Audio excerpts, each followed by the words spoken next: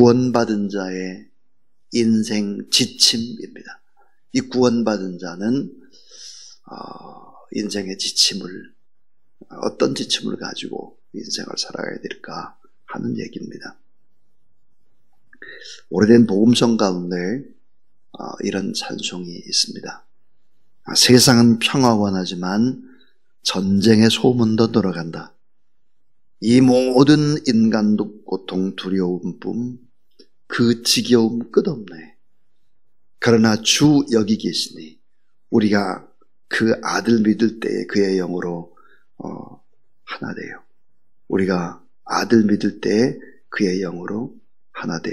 그런 찬양입니다.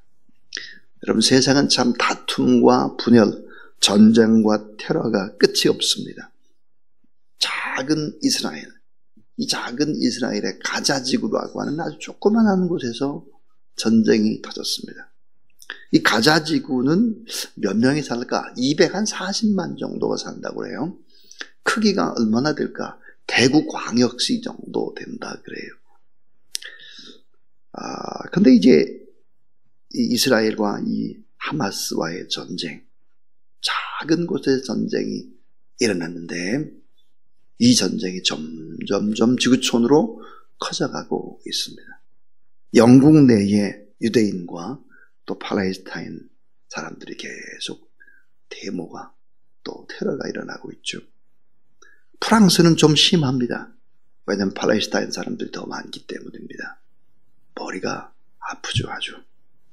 러시아에서도 유대인들을 위협하고 있죠, 팔레스타인들이. 미국의 뉴욕 시위가 일어나고 있습니다.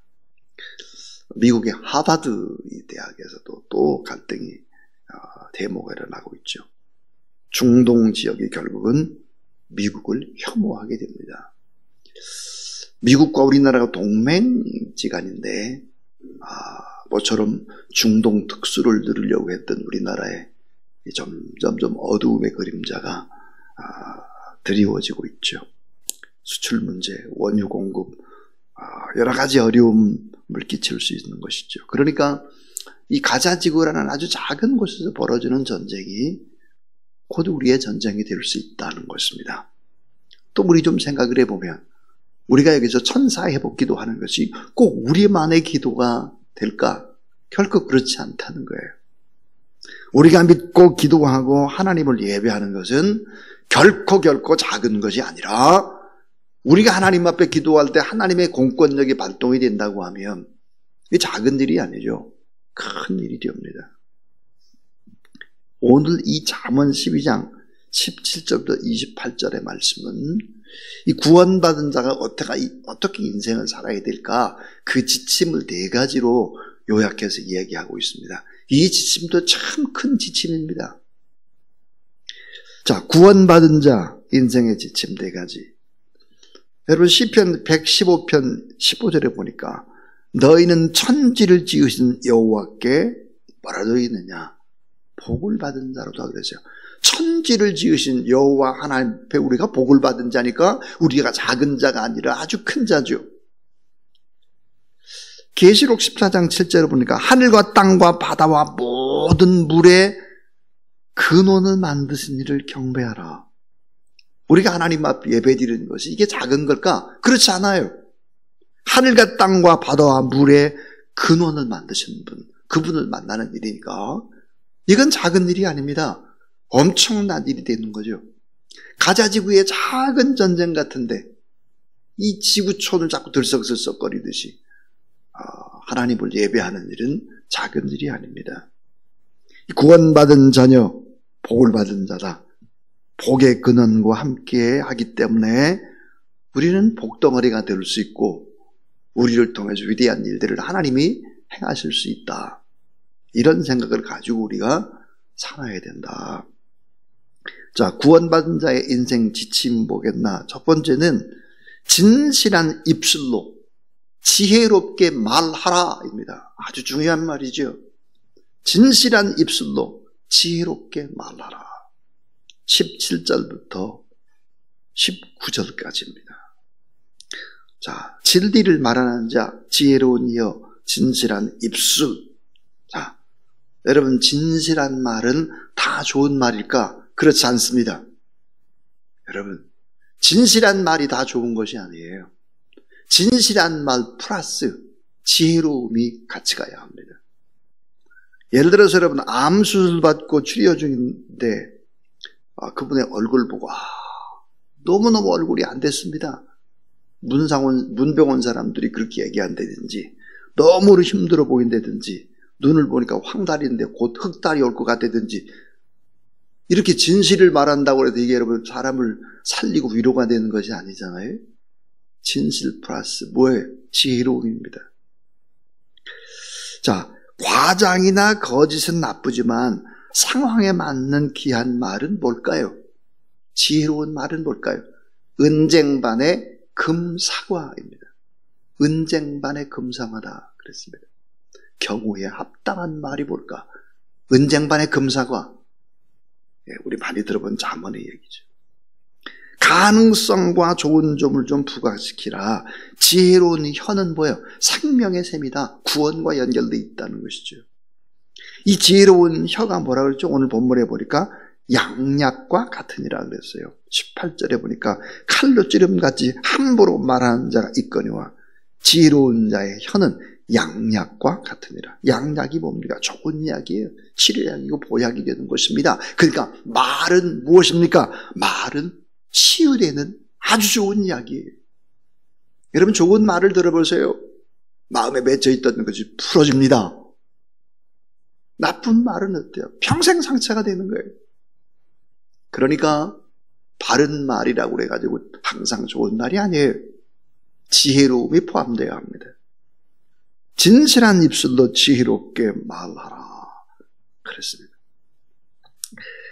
자, 그 다음에 이제 에베소 5장 9절에 보니까 빛의 열매, 이런 빛의 열매는 모든 착함과 의로움과 진실함에 있느니라 그랬습니다.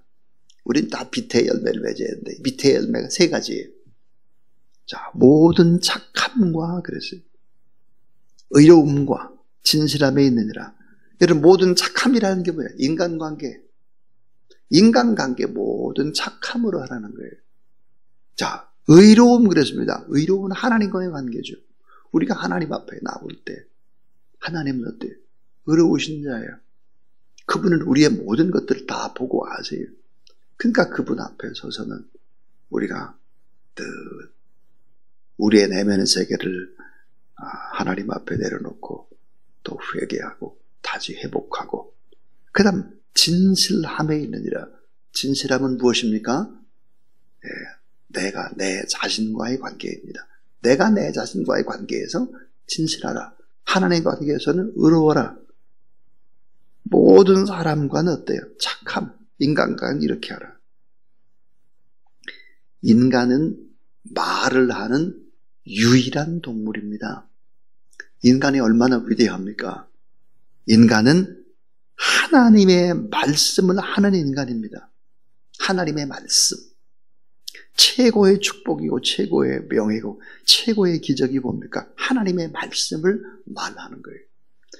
여러분이 하나님의 말씀을 믿고 지혜롭게 말하는 것은 뭘까? 축복의 고속도로를 놓는 것이다 그랬습니다. 스펄전이 그랬어요. 축복의 도로, 큰 도로를 까는 거란 말이에요. 하나님의 말씀을 듣고 그 말씀을 가지고 사람들에게 지혜롭게 말을 하는 것은 그분과 나 사이에 축복의 고속도로를 닦는 일이죠.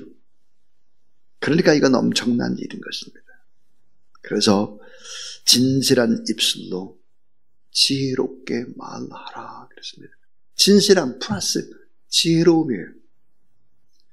그 다음에 이제 두 번째는 선한 마음으로 화평을 도모하라 그랬습니다. 중요한 게 선한 마음입니다. 선한 마음으로 화평을 도모하라. 선한 마음. 그래서 20절에 보니까 악을 꾀하는 자의 마음에는 속임이 있고 화평을 의논하는 자에게는 희락이 있느니라 그랬습니다. 중요한 게 선한 마음입니다. 선한 마음으로 화평을 도모하라 그랬습니다. 자, 만약 우리가 다른 사람과 싸워서 이기려고 한다면 어떤 사람이 이길까요?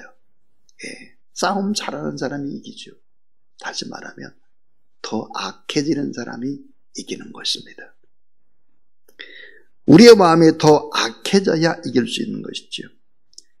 인간 본성은 악함과, 자, 인간의 본성이 뭐예요? 악해요.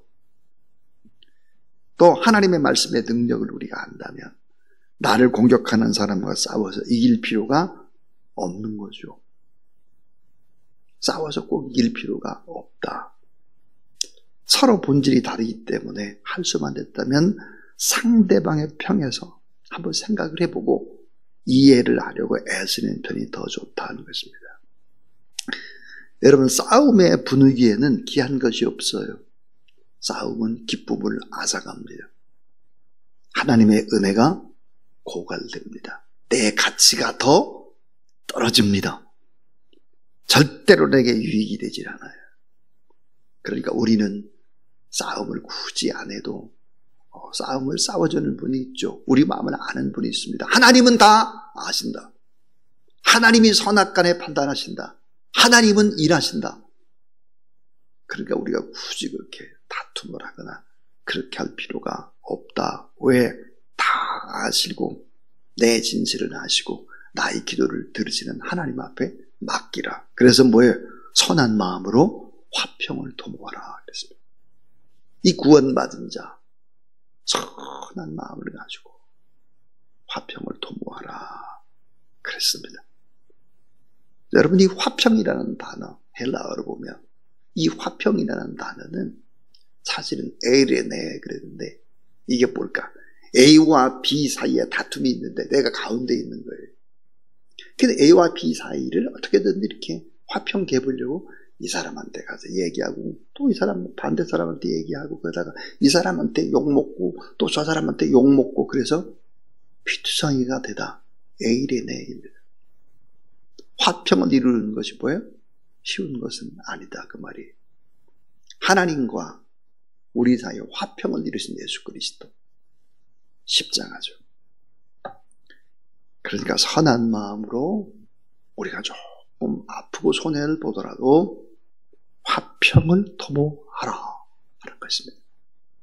세 번째는 영적 게으름은 가난을 만든다. 참 중요한 말이에요.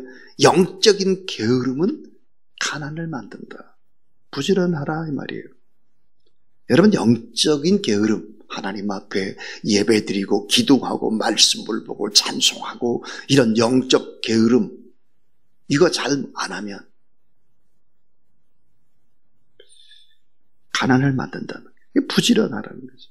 그래서 오늘 본문에 보니까 게으른 자와 부지런한 자, 악인과 의인, 예, 빗대서 얘기를 하고 있죠. 하나님의 말씀을 맛본 사람은 하나님의 말씀이야말로 축복의 금광이다. 이걸 아는 사람이죠. 말씀을 가까이 하는 축복의 금광을 캐는 사람이에요. 새벽에 나와서 우리가 하나님 앞에 예배드리고 말씀을 보는 것은 축복의 금광을 캐는 것입니다. 하나님의 말씀, 진리의 말씀을 받고 이 말씀을 증거하는 이런 일에 부지런하라. 영적으로. 영적인 게으름은 결국은 가난을 만들고 영적인 부분에서 성실하고 근면하면 부유함을 주신다는 것입니다. 자, 26절을 한번 보시면 26절. 의인은 그 이웃의 인도자가 되나 악인의 소행은 자신을 미혹하느니라 그랬습니다. 그래서 27절에 보니까 게으른 자가 또 나오죠. 그래서 여러분, 영적인 게으름, 가난을 만든다. 하나님 앞에 더 축복의 금맥을 찾고 축복을 금광을 캐는 일에 열심을 내지 않으면 안 된다 하는 것입니다. 마지막 네 번째입니다. 진리로 사람을 인도하는 자가 되라. 진리로 사람을 인도하는 자가 되라 그랬습니다. 자, 사망에서 생명으로 옮기는 것, 구원받는 일이죠. 사망의 길을 가는 사람에게 생명의 길을 가르칠 수 있도록 그렇게 하는 것, 이 구원받도록 하는 일, 이게 진리로 인도하는 일입니다. 우리의 삶의 목표가 뭘까? 영혼을 구원하는데 초점을 두라고 말해요. 영혼 구원에 초점을 두어라. 그래서 하나님의 이 진실한 청지기로 하나님의 구원의 일들을 잘 충성스럽게 감당해 나가라 하는 것입니다. 자, 28절 한번 보시죠. 28절 같이 한번 읽습니다. 28절 시작. 공의로운 길에 생명이 있나니 그 길은 사망이 없느니라. 사망이 있는 사람들, 사망의 길에서 구원의 길로, 생명의 길로 이끌어가는 진리로 사람을 인도하는 자가 되라. 자, 4가지의 지침이었습니다. 구원받은 자는 어떻게 생활해야 되겠나? 진실한 입술로 지혜롭게 말하라.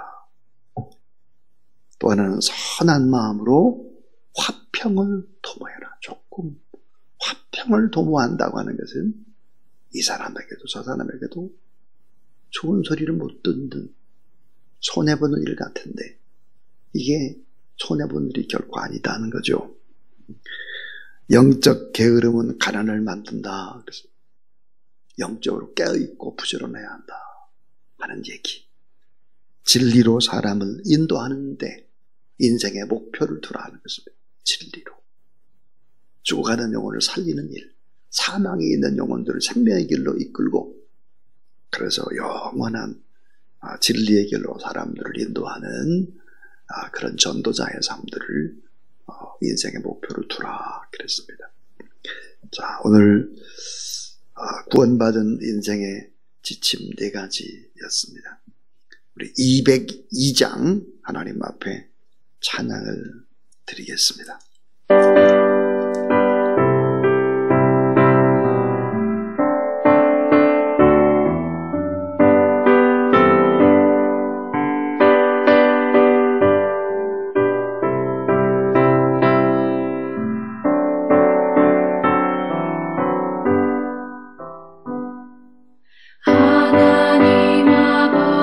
주신 책은 귀하고 주마신